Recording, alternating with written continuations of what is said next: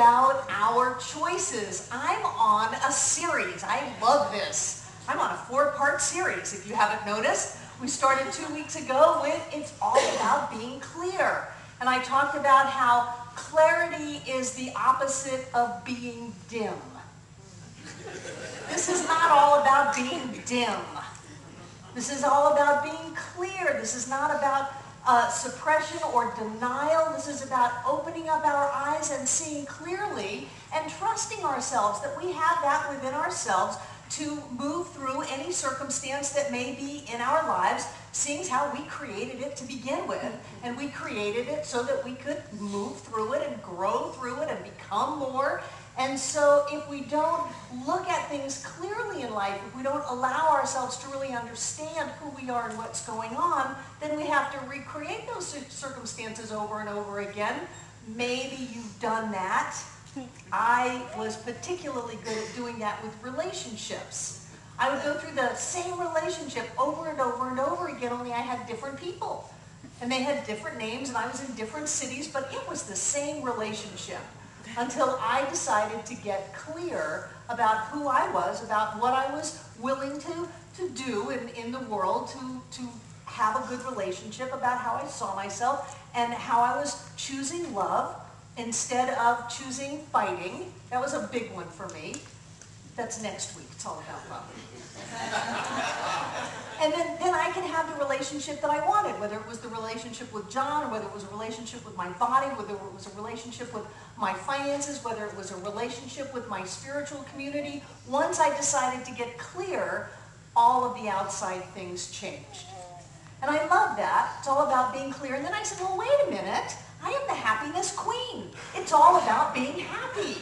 And so last week it was all about being happy. And we had the nine techniques, the 9 ways of living, the 9 ways of seeing the world that self-proclaimed extremely happy people said they did. And we went down a list of 9 things about how you can be happy. All you have to do is do these things. All you have to do is be happy. Happiness is right there, as was evidenced by the 10 on this stage last Sunday afternoon, when they could pull up an emotion just like that. You can pull up happiness anytime you want to. It's all about being happy. Because really what we want because we think it's going to make us happy, right? We want that person, we want that money, we want that job, we want that car because we think it's going to give us happiness, so why not just go for the happiness? And then watch the other things unfold in alignment with that happy state that we're already in. Yay! It was funny, I was talking to Mark, and he said that the group that went and walked the corn maze last Sunday afternoon, they all wanted a chocolate milkshake. Because I talked about a chocolate milkshake. I said, all you have to do is think about something that makes you happy at any moment. Think about it, really go there, really be there. It doesn't matter what it is. It doesn't have to be spiritual. It doesn't have to be holy. Just go with that which makes you feel good. Focus on it, jump in it, and you'll feel good. It's right there for you. And then I was thinking about, this is only a 4-part series, Barbara. Isn't it all about commitment? Isn't it all about courage? Isn't it all about belief? Isn't it all about your word? Isn't it all about your actions? Isn't it all about what you're willing to do to have your life the way you want it? Isn't it all about your belief system? And I thought all of that is all about our choices. Because it is all about that. But in the end, we are the ones that choose what thoughts we're going to think, what words we're going to speak, what actions we're going to take. We are the ones who choose how much courage we have, how much discipline we have, whether or not we are willing to really go ahead with the choices and the ideas that we want for our life to bring it into form. Nobody said this was going to be easy. Nobody said that you could just be a couch potato and have all of your dreams show up in your lap. It takes change. When we change who we are on the inside, the outer changes. And so what have we got? What have we got to work with? How much are we going to give to it? I know that for me to go from the person that I was to the person that I am today, it took a lot. Well, you wouldn't have recognized me physically. You would not have recognized me. You wouldn't have recognized the thoughts that I was thinking, the words that I was speaking, and the actions that I was making. I had to change a lot. And sometimes it was easier than others. Sometimes it took everything that I had to go through with those choices. Choices are important in life. And then to be able to pull those off, that's what gives us the life that we want. Some people say, well, I have no choice. That's ridiculous. Even, never mind. No matter what circumstance you're in, you always have choice. No matter what's going on, you always have choice. Now, if you choose not to make a choice, that's a choice. Choosing not to choose is a choice. And that choice can have far-reaching consequences. Saying, I'm not going to leave, I'm just going to ignore it. I'm not going to do anything about this, I'm just going to ignore it. I'm going to pretend like nothing's happening. That's being dim and not being clear about seeing our lives clearly so that we have the tools we need to do what we need to do. Thinking that we have no choice is absurd. It's living in a completely shut down universe. If God is all that there is, and if whatever that isness is, some people say, don't say God, Barbara, that's a three-letter word. If spirit is all that there is, if the divine is all that there is, if that self-existent creative energy is all that there is, which means there can be nothing outside of it, then it must be infinite. Because if there was a place where it stopped, if it was finite in any way, shape, or form, there would be a line where spirit stopped, and then there would be something over here which was not spirit. And so there would be two instead of one.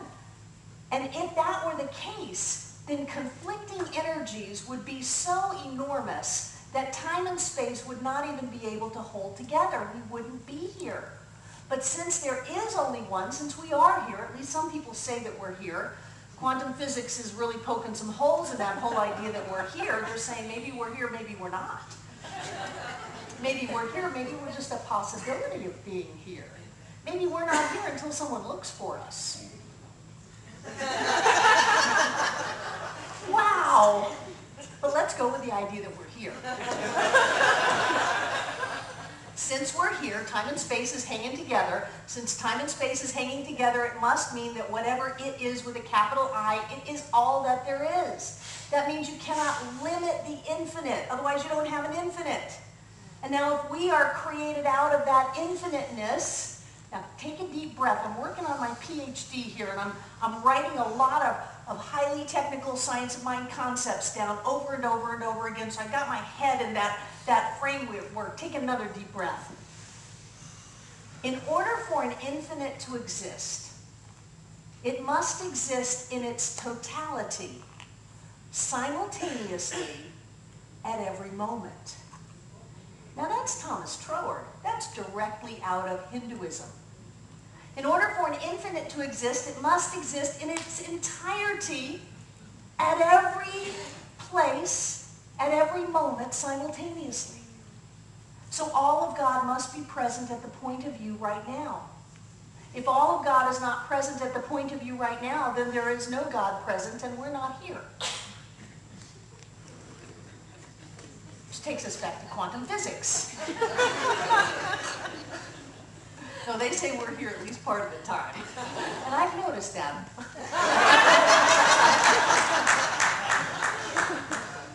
So the infinite exists in its totality, right here and right now, as us. How can that be choiceless?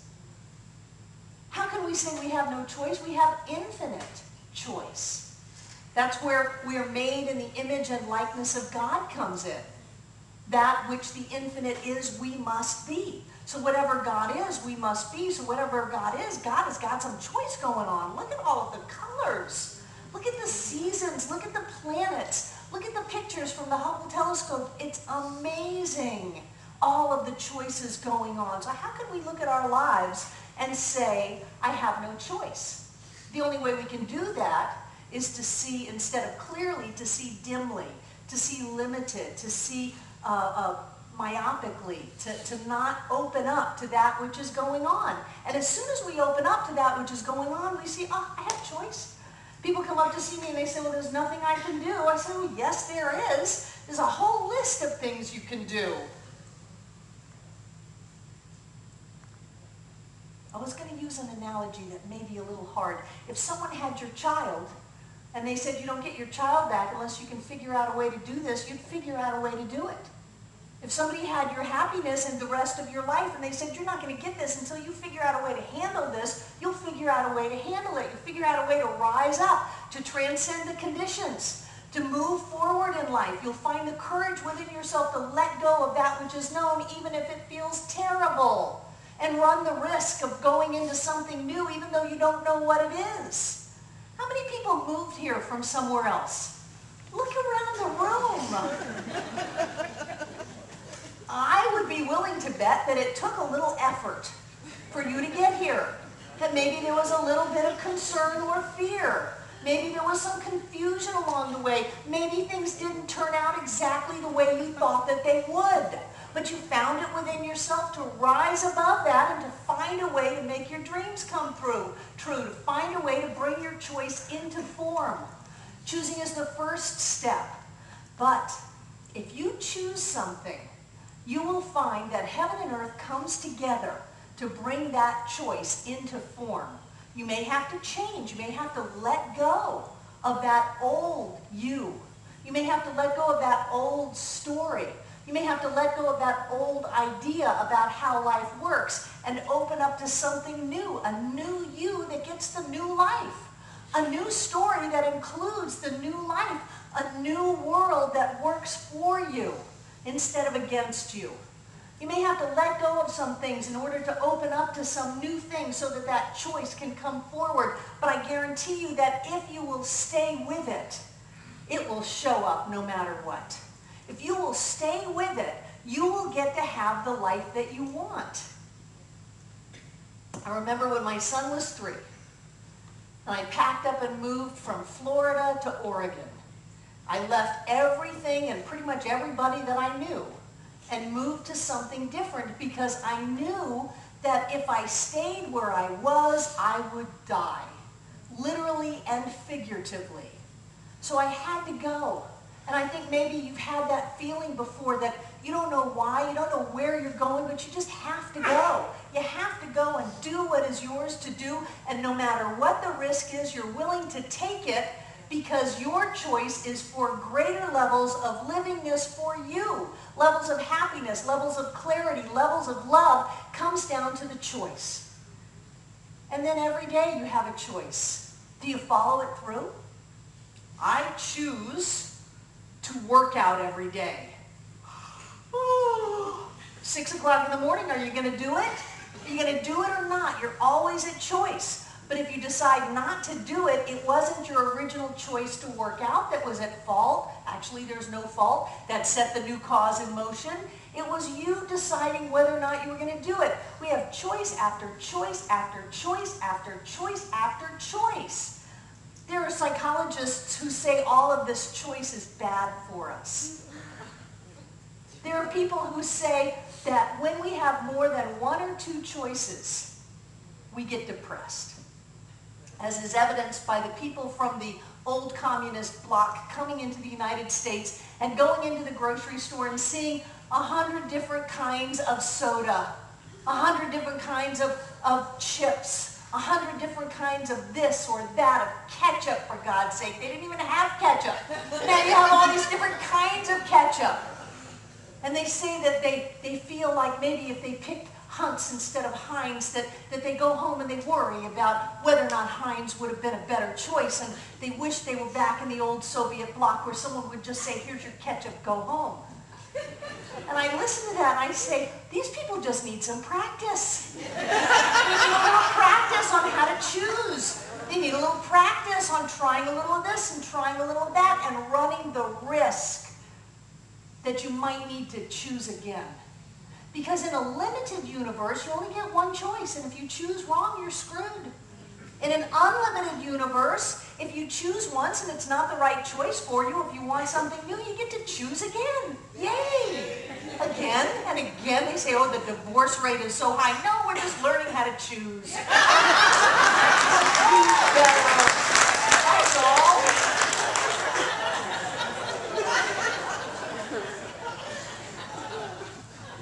I get to choose. I learned so much from moving across the country. And I learned so much when I sent my son back home to live with his dad when he was 5. I learned so much from those choices, even though they were devastating at the time. There was that within me which rose up like the phoenix from the ashes and said, I am more than my circumstances. I am more than that which defines me on the outside. There's something in me, and I'm going to find it no matter what. If I have to choose and choose and choose and choose again, if it takes every ounce of courage that I've ever had, if it takes all of my discipline to focus on where I want to go, I'm going to choose that. And I'm going to choose it over and over and over again until I can hold it in my hand. People say, oh, Barbara, this teaching is just asks so much of me. It asks me to be empowered. Yes. It asks me to let go of all of the ideas that says anybody else can do anything to me, that I'm a victim, that I'm helpless, that I'm hopeless. Yes. They actually came up with a psychological mindset for cancer years ago. It was the sense of helplessness and hopelessness.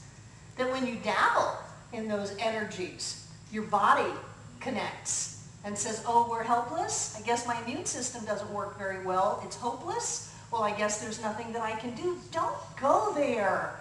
You bet I ask a lot of you. I ask you to be strong. I ask you to know who you are. I ask you to live in an infinite universe that no matter what the economy is doing, no matter what the politicians are doing, no matter what your family is doing, no matter what your job is doing, that you know who you are, that you choose to live that life come hell or high water, and trust that there is that within you that will reflect back to you whatever you need to move forward in life. Haven't you seen the circumstances in your life that you've gone through, and in hindsight you go, wow, that turned out great. I wish I had known that at the time. I wish I had known how it was going to turn out at the time, but I didn't. I just had to gut it out. Trust that whatever it is you may be gutting out, trust that whatever it is you're holding on to, trust that whatever it is that you're grabbing and grabbing and grabbing and grabbing again has within it everything that you need to have it in your hand, to live it in your life, to have it in your physical body, to have it in your relationships. Trust that there is something. I don't know what it is. I would be completely remiss to say to you, I know whatever God is. I don't. But there's something. It believes. It lifts. It carries us through. It shows up when we need it because it is us showing up when we need us. There is something that reflects back to us that which we are. And who in the world can we be when the infinite, in order for it to exist, must exist in its entirety, simultaneously, at every point? What could that be but God as us? Look at yourself in the mirror and say, this is the only God I'm ever going to find. This is the only God I'm ever going to see. This is the only one that is going to save me, is my awareness of who I am, my willingness to choose to have it all, and then the courage and the conviction to go forward until I've got it in my hand. It's all about our choices. And so it is.